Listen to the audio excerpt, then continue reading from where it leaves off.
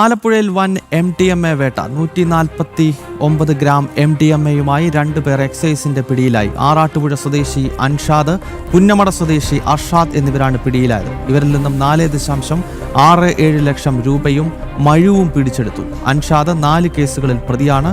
സുധീഷ് ഗോപാൽ വിവരങ്ങൾ നൽകും. സുധീഷ്, എപ്പോഴാണ് ഈ 2 ആളുകളെ പിടികൂടിയത്? പോലീസ് പറയുന്ന മറ്റു വിശദാംശങ്ങൾ എന്തൊക്കെയാണ്? ഇത് എക്സൈസ് ആണ് പിടികൂടിയത്. ആലപ്പുഴ ആറാട്ടുവഴി സ്വദേശിയായ ഒരു വ്യക്തി, അതായത് അൻഷാദിനെയും പുന്നമട സ്വദേശി അർഷാദിനെയുമാണ് പിടികൂടിയത്.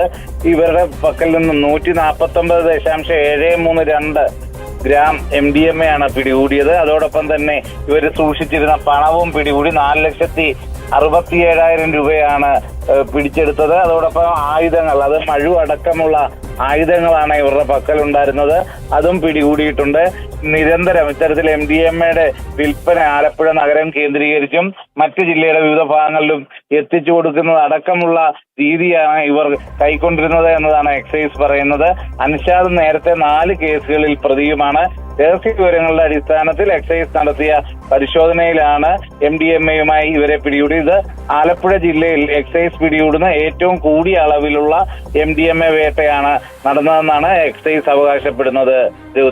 ഓക്കെ, MDMAയുമായി ആലപ്പുഴയിൽ 2 പേർ പിടിയിലായിരിക്കുകയാണ്. 149 ഗ്രാം MDMAയും ഒപ്പം 4 ലക്ഷത്തോളം രൂപയും ഒരു മഴുവും ഈ 2 പേരിൽ നിന്നും പിടിച്ചെടുത്തിരിക്കുന്നു. എക്സൈസ് നടത്തിയ പരിശോധനയിലാണ് ഇവർ പിടിയിലായത്. സുധീഷാണ് വിശദാംശങ്ങൾ നൽകിയത്.